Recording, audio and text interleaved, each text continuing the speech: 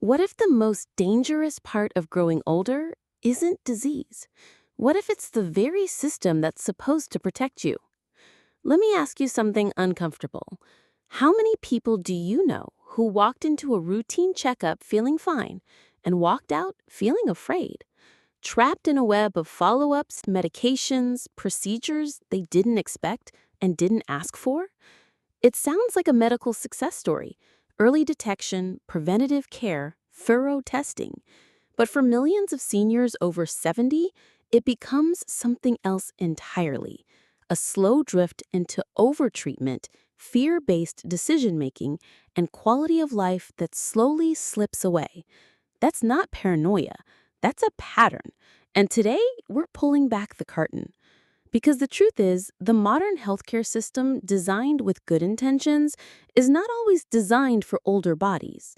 As we age, our biology changes, but protocols often don't. What worked at 50 can quietly become harmful at 75, and too many doctors, trained to follow the guidelines, miss the bigger picture: that longevity isn't everything. Clarity, independence, and peace of mind matter just as much. Today, I'll show you 5 of the most common medical checkups that past a certain age may no longer help and can sometimes do serious harm. These are tests that sound smart, responsible, even heroic, but they can steal years of energy through unnecessary treatments, false alarms, and complications that could have been avoided. And if you've ever felt unsure if a test was really meant for you or just another checkbox on someone else's list, this video is for you. So before we dive in, let me ask, have you or someone you love ever been pushed into a medical decision that felt more automatic than informed?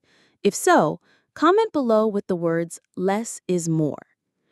And if you find value in protecting not just your years, but your wisdom and well-being, hit like, subscribe, and tap the bell icon so you never miss another truth that matters. Let's begin. There's a reason colonoscopies have long been called the gold standard in cancer prevention. For people in their 50s and 60s, it can be a life-saving test: catching colon cancer before it starts, removing polyps before they turn dangerous. It sounds like a no-brainer, right? But here's what many people don't realize. After age 70, especially if you're not having any symptoms or family history, that same test might quietly shift from helpful to harmful. Let me explain. A colonoscopy isn't a simple blood test. It requires full bowel prep. That means drinking strong laxatives to flush your entire system, usually over the course of a day. That alone can cause severe dehydration and electrolyte imbalance, both of which can be dangerous for older adults. And then there's the sedation. As we age, our bodies process medications more slowly. The same drugs that wear off quickly in someone 45 can linger for hours or even days in someone 75. That lingering effect can cause confusion, dizziness, even falls. And that brings me to George. George was 82. He still played chess at the park, read 2 newspapers a day, and walked a mile every morning. His doctor suggested a routine colonoscopy, just to be safe. George didn't question it. He followed the prep instructions, went in for the procedure, and everything seemed fine until he got home. That night, groggy and disoriented from the sedation, he got up to use the bathroom and fell. He fractured his hip. What did they find during the colonoscopy? Nothing. No polyps, no cancer. Just months of rehab, stress, medical bills, and a deep sense of, why did I even go through that? Now, this isn't about blaming doctors. Many are simply following what they were trained to do. But medicine is evolving, and so must we. You see, many polyps, especially the small, slow-growing kind, take 10 to 15 years to turn into anything dangerous. And if you're already in your late 70s or 80s, that timeline may never even come into play. But the moment something is found, even if it's harmless, it sets off a chain reaction: more scopes, more biopsies, more procedures, all in the name of prevention. But here's the hard truth. When the risk of treatment outweighs the benefit, prevention becomes harm. That's why some of the top medical associations, like the American College of Physicians, now recommend stopping routine colonoscopies after age 75, especially if your previous screenings were clear. So, what's the alternative? Well, the good news is you have options.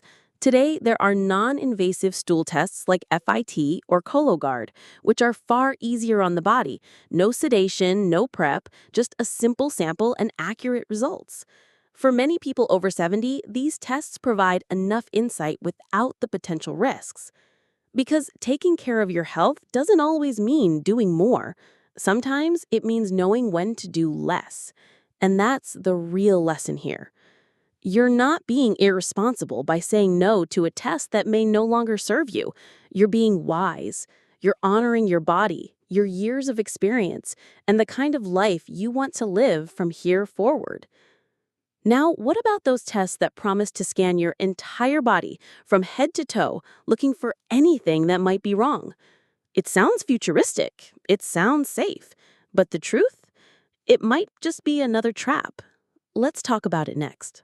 There's something deeply reassuring about the idea of a full body scan. I mean, who wouldn't want to catch problems before they become real problems? A high-tech machine looks through you from head to toe, uncovering every hidden threat. It feels proactive, responsible, even powerful. But here's the hidden danger no one talks about, especially if you're over 70. Full body scans don't just find problems, they find everything. And that includes a whole lot of things that don't actually matter. Little shadows, tiny nodules, harmless cysts, things that might never have affected your health or your lifespan. But the moment they're seen, they become something to fear. They even have a name for this in medicine: incidental findings. Sounds harmless, right? But these findings often send people down a long, expensive, and emotionally exhausting road of follow-up appointments, biopsies, specialist visits, and sometimes even surgeries, all chasing something that never would have hurt them in the first place. I want to tell you about Betty. She was 78, sharp, active, still walked a few miles every morning with her neighbor. At a local health fair, a mobile clinic offered full-body scans at a discount. Betty thought, why not? Better safe than sorry. A week later, she got a call. There was a tiny lesion on her kidney. No symptoms, no pain, just a shadow. But that one word, lesion, triggered fear. Within a month, Betty had surgery. The lesion turned out to be benign, but her recovery wasn't. She spent weeks in bed. Her energy never fully returned, and what began as a helpful scan ended up taking a piece of her independence. Stories like Betty's aren't rare. They're just rarely told.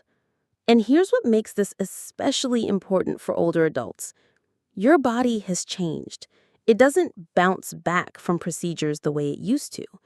A biopsy that might be routine at 45 can cause a collapsed lung or infection at 75. Even lying still for an MRI can be painful when you're dealing with arthritis or limited mobility. But perhaps the most damaging effect isn't physical. It's emotional. Because once you've been told something might be wrong, even if it's not serious, it plants a seed of worry. You begin living in the shadow of what if. And instead of enjoying the health you actually have, you start fearing a disease you may never develop. That's not peace of mind. That's medical anxiety. And it's very real. So what can we learn from this?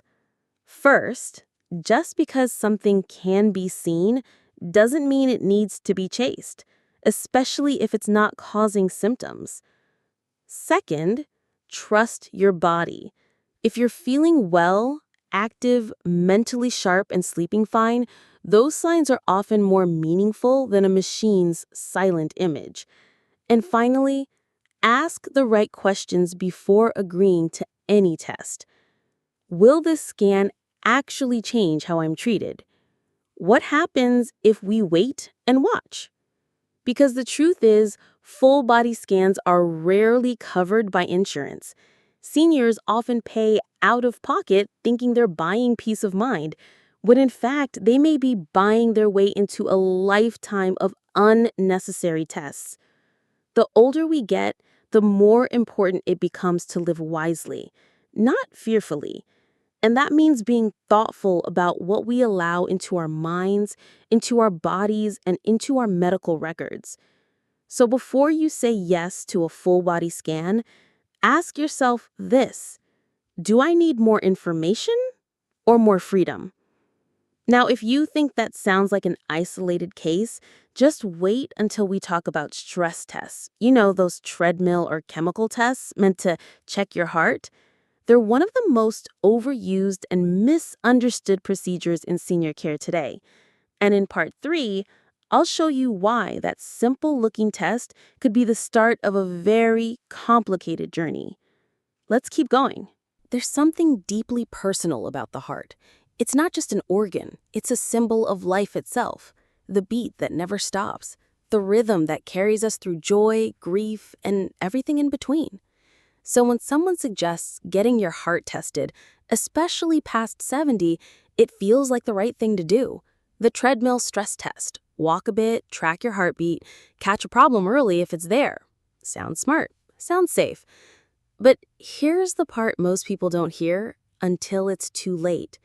For many older adults, especially those without symptoms, this test can actually do more harm than good. Let's break that down.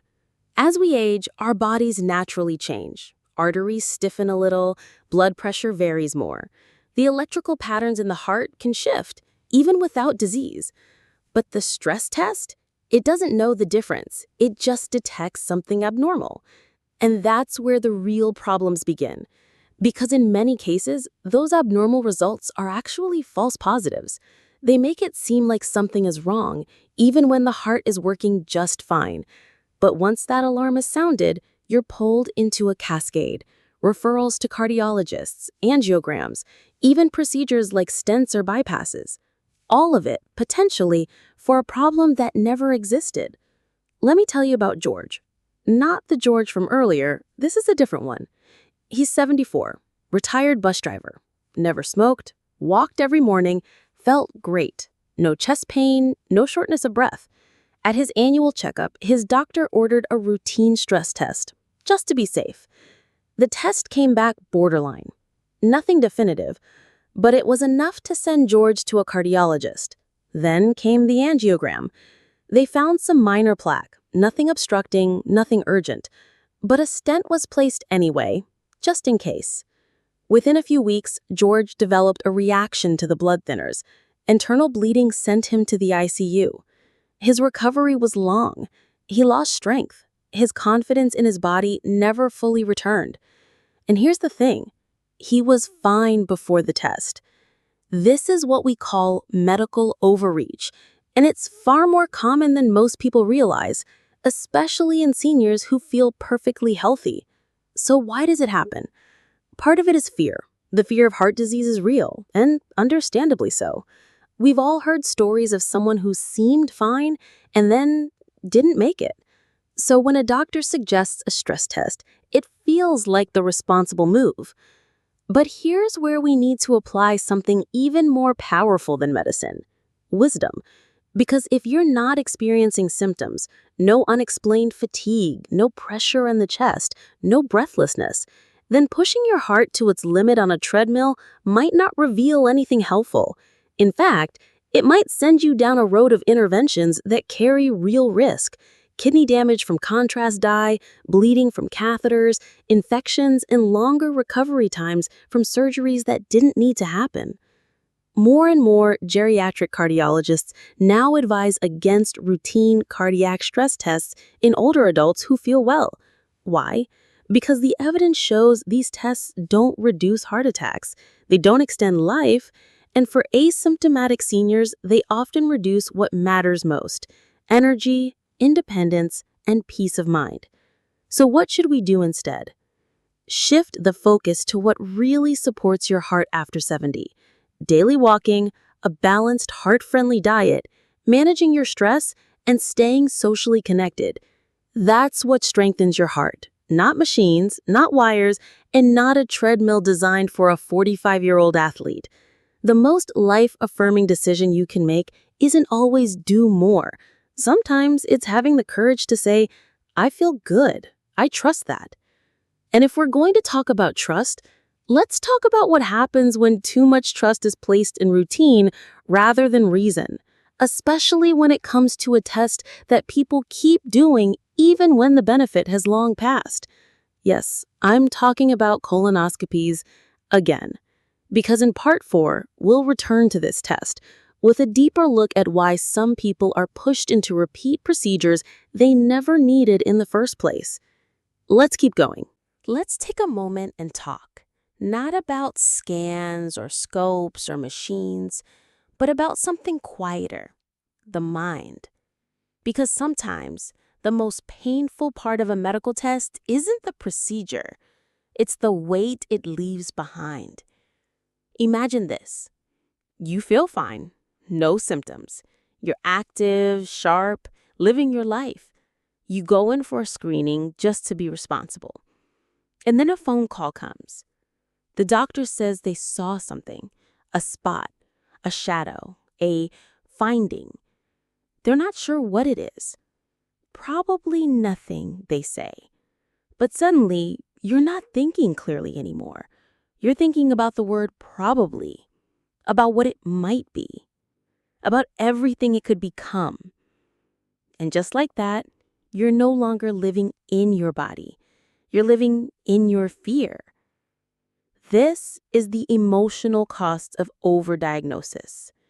It's the hidden tax paid by millions of seniors every year who undergo scans and tests that pick up tiny abnormalities, things that are so slow-growing, so harmless, they never would have caused a single problem. But once they're discovered, they take on a life of their own. Let me share a story with you.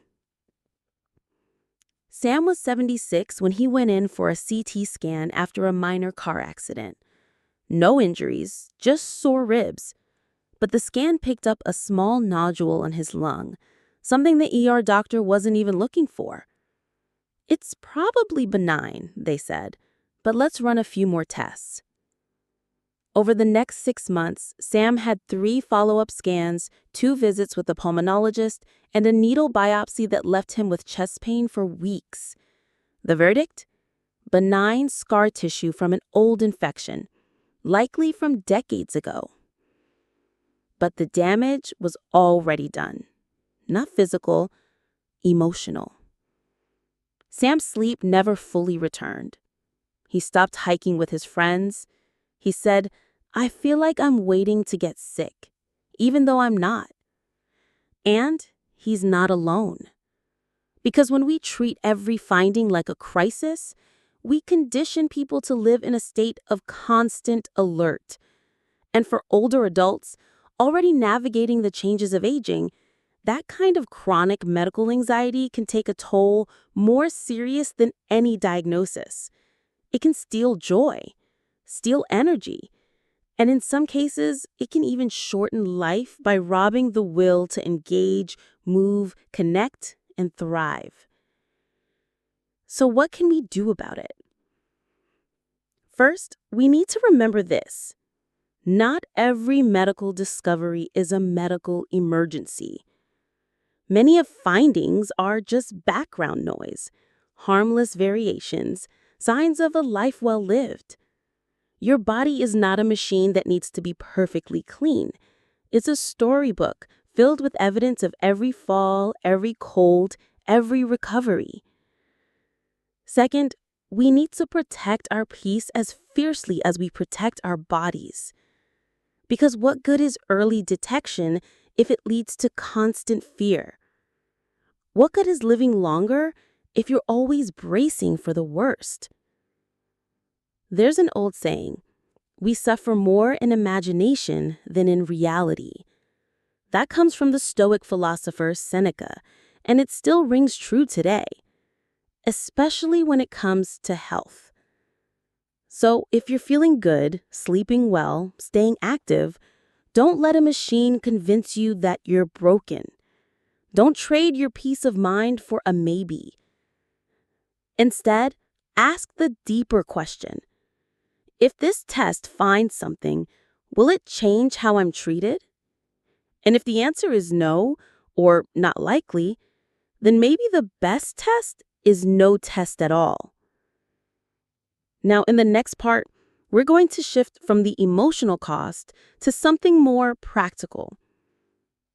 I'm going to share the 5 most important questions you should ask your doctor before agreeing to any test, especially after 70. These questions can help protect your time, your energy, and most importantly, your dignity. Let's move forward together.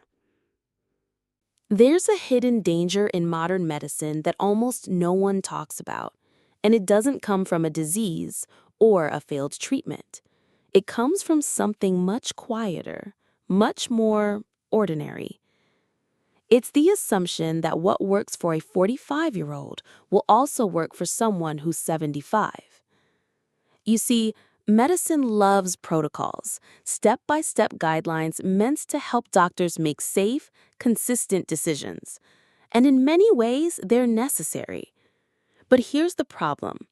Most of these protocols are built on data from younger bodies, from people in their 30s, 40s, maybe early 60s, rarely from those in their 70s, 80s, or 90s. And that's where things go wrong. Because the aging body is different, not broken, just different. It processes medication slower, it heals at a different pace. It reacts to sedation, surgery, even stress, in a way younger bodies simply don't. Let me give you an example. Martha was 79, a retired school principal. Still sharp, still active, still fiercely independent. She went in for a routine test, nothing alarming, just part of an annual protocol. One thing led to another, and her doctors suggested a minor outpatient procedure to investigate a small abnormality. Nothing urgent, they said. But here's what they didn't factor in. Martha's liver metabolized the anesthesia more slowly than expected. She came out of the procedure confused, disoriented, and ended up falling on her way to the restroom at the recovery center. That fall led to a fractured wrist, weeks in a rehab facility, and a slow, painful loss of confidence. The procedure wasn't what changed her life. The protocol was. And here's the truth. It wasn't a bad doctor. It wasn't even a bad decision. It was a failure to adjust the lens, to recognize that older bodies deserve a different kind of care. That's the unseen risk, not dramatic, not headline-grabbing, just slow, subtle harm done by systems that haven't kept up with the reality of aging. But here's the good news. You don't have to just accept it.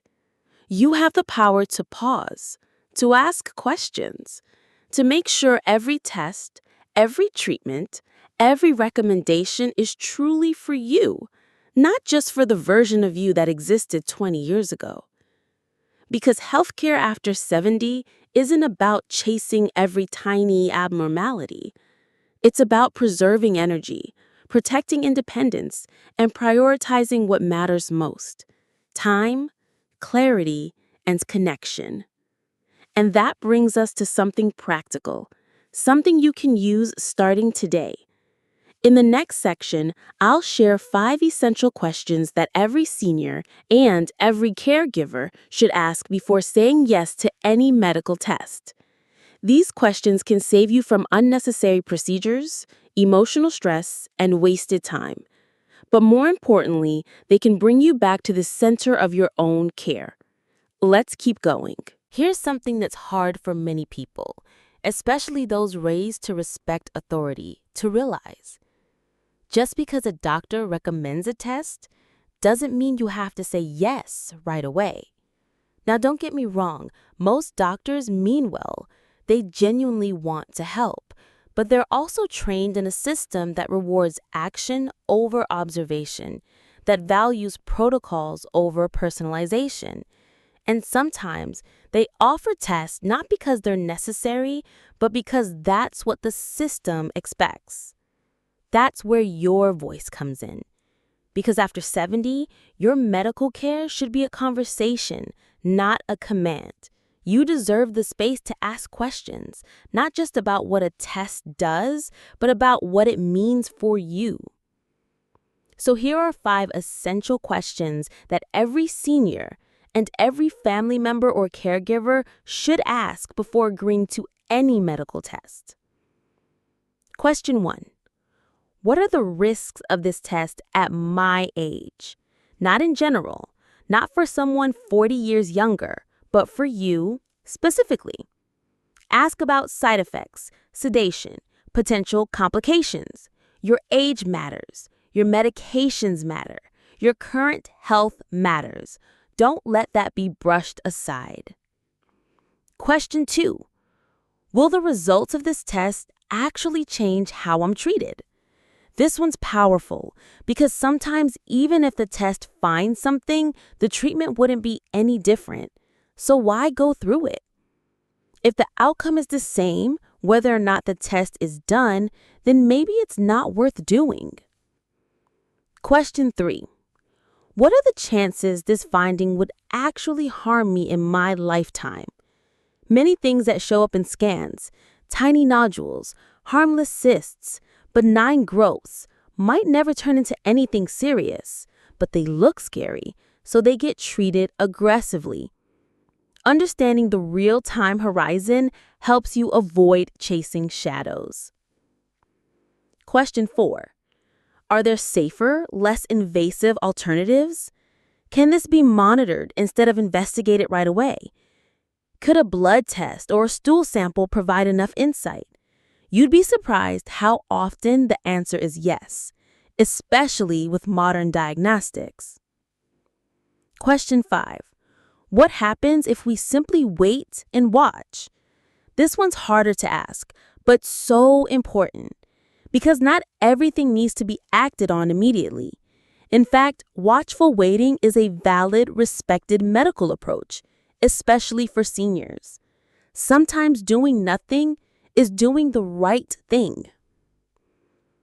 Let me tell you about Eleanor. She was 81. Her doctor found a spot on her thyroid during a routine scan. No symptoms, no pain, nothing unusual. But the word spot stirred up panic. The next step was a biopsy. That's when her daughter stepped in and asked, "What happens if we just monitor it?" The doctor paused, thought for a moment, then admitted, honestly, that might be the best approach. That one question saved Eleanor from a procedure she didn't need and gave her peace of mind instead of weeks of worry. That's the power of asking. You don't need a medical degree to take charge of your health. You just need clarity, curiosity, and the courage to speak up.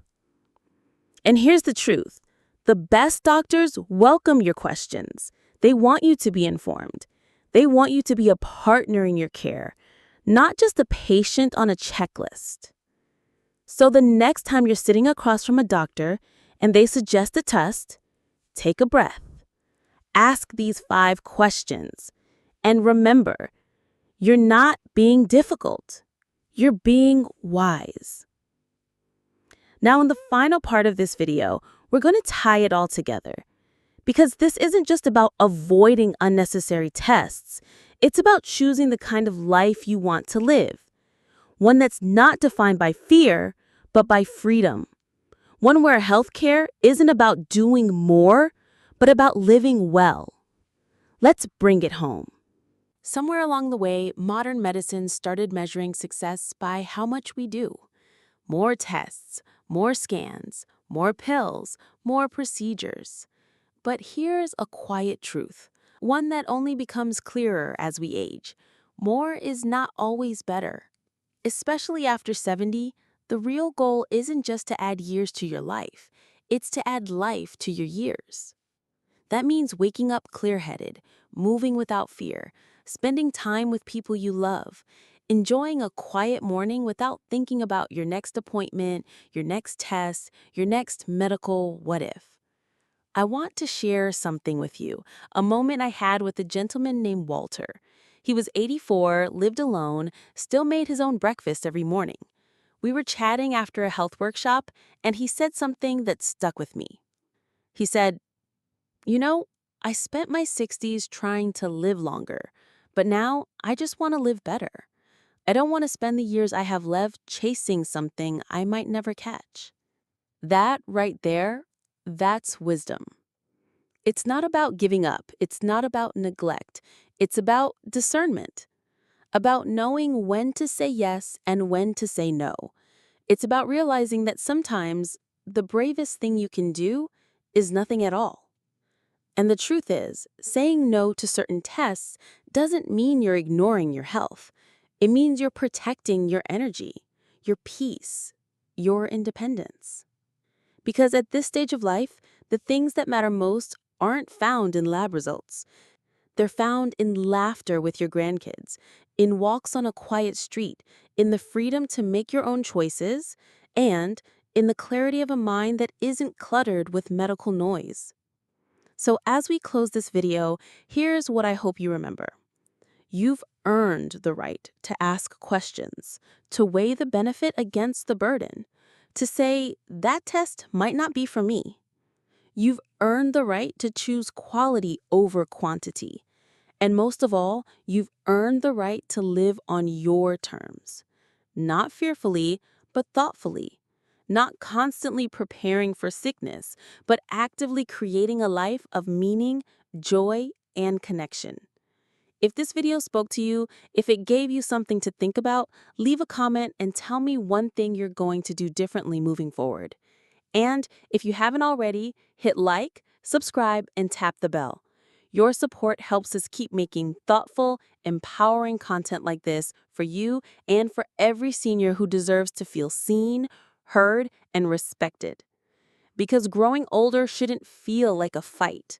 It should feel like freedom. Thank you for spending this time with me. I'll see you in the next one.